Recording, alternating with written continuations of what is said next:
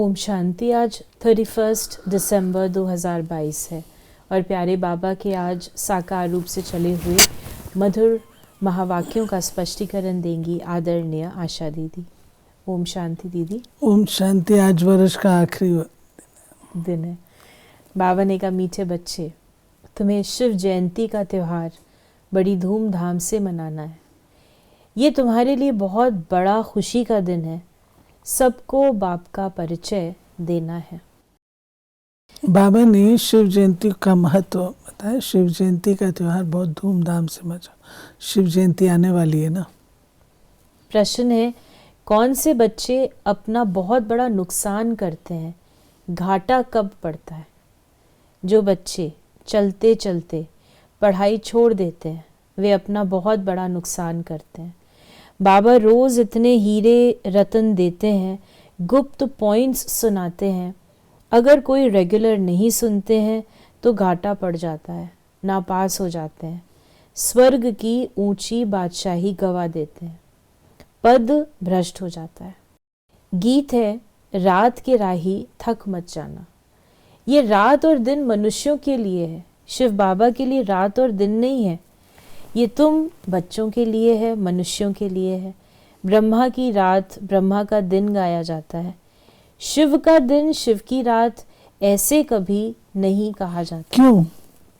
क्योंकि ब्रह्मा रात और दिन के चक्कर में आता है। शिव बाबा रात और दिन के चक्कर में नहीं आते हैं, फिर भी शिवरात्रि कहते हैं। क्यों? क्योंकि वो रात्रि में आता है, कलयुग में आता है। दूसरा, वो रात्रि का नाश करते हैं और उसके बाद सवेरा ही सवेरा हो जाता है। बाप कहते, मैं आता ही तब हूँ जबकि ब्रह्मा की रात होती है। तुम अभी सवेरे के लिए चलने लग पड़े हो। जब तुम ब्रह्मा की संतान आकर बनते हो तब तुमको ब्राह्मण कहा जाता है। ब्राह्मणों की रात पूरी हो फिर देवताओं का दिन शुरू होता है। ब्राह्मण जाकर देवता बनेंगे। इस यज्ञ से बहुत बड़ी बदली होती है। पुरानी दुनिया बदल कर नई होती है। फिर बाबा कहते हैं कि बाप कहते, मैं कल्प संगम युग में आता हूँ। टाइम तो लगता है ना, यूं तो 1 सेकंड की बात है, परंतु विक्रम विनाश होने में समय लगता है, क्योंकि आधा कल्प के पाप सिर पर हैं।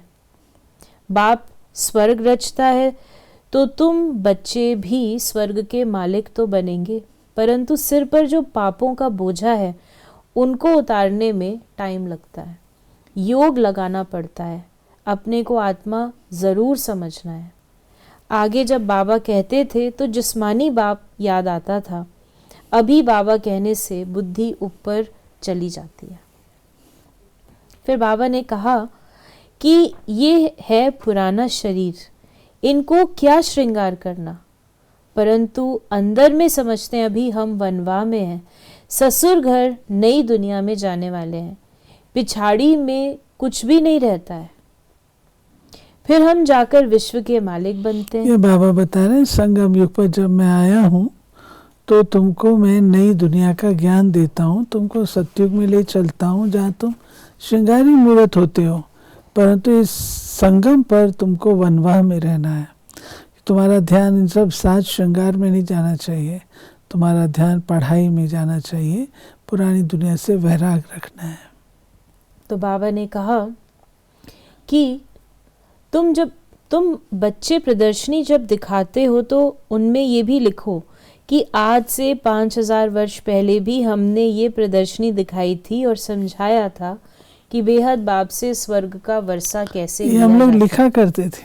अभी भी लिखा है, म्यूजियम के आगे लिखा हुआ है। आज से 5000 वर्ष पहले मुआफिक फिर से हम त्रिमूर्ति शिव जयंती मनाते हैं। ये अक्षर जरूर डालना पड़े। बाबा ने कहा, शिव जयंती की तैयारी करनी है। नई नई बातें देख मनुष्य वंडर खाएंगे। अच्छा भबका करना चाहिए। हम त्रिमूर्ति शिव की जयंती मनाते हैं, छुट्टी करते हैं। शिव जयंती की छुट्टी ऑफिशियल है। कोई करते हैं, कोई नहीं करते हैं। तुम्हारा ये बहुत बड़ा दिन है। जैसे क्रिश्चियन लोग क्रिसमस मनाते हैं, बहुत खुशी मनाते हैं, अब तुमको ये खुशी मनानी चाहिए। बाबा ने कहा कि सेंटर्स में आपस में मिलेंगे, यहाँ तो सब आ सकते हैं। हम मनाते हैं जन्मदिन, शिव बाबा का मृत्यु तो हो ना सके, जैसे शिव बाबा आया है वैसे चले जाएंगे, ज्ञान पूरा हो जाएगा, लड़ाई शुरू हो जाएगी, हो गई बस। इनको अपना शरीर तो है नहीं, यानी बाबा के जाते ही लड़ाई पूरी शुरू हो जाएगी। आसार तो ऐसे हैं। फिर बाबा ने हम बच्चों को कहा कि सतयुग के महल कितने हीरों से सजाए हुए होंगे, अकी चार धन होगा, परंतु उनका कोई वृत्तांत नहीं है। कुछ अर्थक्वेक आदि होती है तो टूट फूट पड़ती है, नीचे चली जाती है। तो इन बातों का बुद्धि से काम लेना है। ये खाना बुद्धि के लिए है। तुम्हारी बुद्धि ऊपर चली गई है। रचता को जानने से रचना को भी जानते हैं। सारी सृष्टि का राज बुद्धि में है। ड्रामा में ऊंचते ऊंचा है भगवान, फिर ब्रह्मा विष्णु शंकर। हम इन तीनों का ऑक्यूपेशन बता सकते हैं, क्या क्या पार्ट है।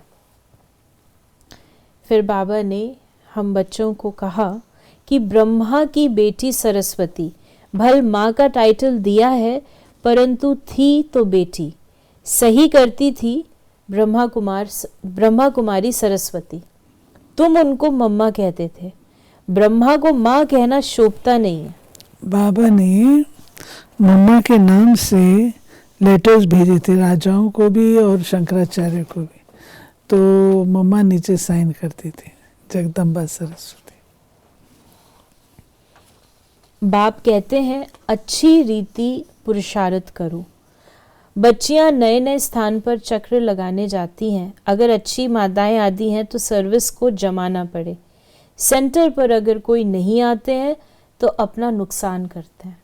कोई पढ़ने के लिए नहीं आते हैं तो उनको फिर लिखना चाहिए। तुम पढ़ते नहीं हो, इससे तुमको बहुत घाटा पड़ जाएगा। रोज रोज बहुत गुहे पॉइंट्स निकलती हैं। ये है हीरे रतन, तुम पढ़ेंगे नहीं तो नापास हो जाएंगे। मुरली तो रोज सुननी चाहिए। ऐसे बाप को छोड़ दिया तो याद रखना, नापास हो जाएंगे, फिर बहुत रोएंगे, खून के आंसू बहाएंगे। पढ़ाई तो कभी नहीं छोड़नी है। बाबा रजिस्टर देखेंगे कितने रेगुलर आते हैं, न आने वालों को फिर सावधान करना चाहिए। फिर बाबा ने हम बच्चों को कहा, आज वरदान दिया, महानता के साथ निर्माणता को धारण कर सर्व का मान प्राप्त करने वाले सुखदायी भव। महानता की निशानी निर्माणता है। जितना महान उतना निर्माण, क्योंकि सदा भरपूर है। जैसे वृक्ष जितना भरपूर होता है उतना झुका हुआ होता है, तो निर्माणता ही सेवा करती है, और जो निर्माण रहता है वो सर्व द्वारा मान प्राप्त करता है। जो अभिमान में रहता है उसको कोई मान नहीं देता, उससे दूर भागते हैं। जो निर्माण है वह सुखदायी हैं, सुखदायी होंगे, उनसे सभी सुख की अनुभूति करेंगे, सभी उनके समीप आना चाहेंगे। बाबा हमेशा कहते हैं जितना फलदार वृक्ष उतना ही झुकता है, तो जिसमें जितने गुण उतना ही निर्माण हो। बाबा ने आज हमें स्लोगन दिया, उदासी को तलाक देने के लिए खुशियों का खजाना सदा साथ रखो। राइट। उदासी हमारी निशानी नहीं है। उदासी माना दासीपन, जो बाबा को कभी पसंद नहीं था। खुश रहो। तो ये थे बाबा के आज के मधुर महावाक्यों का स्पष्टीकरण। यदि आपके मन में कोई सवाल है तो उसे मैसेज या व्हाट्सएप करें 8826599309 पर, और हम आपके प्रश्नों का उत्तर प्रश्नोत्तरी कार्यक्रम में लेने का प्रयास अवश्य करेंगे। ओम शांति।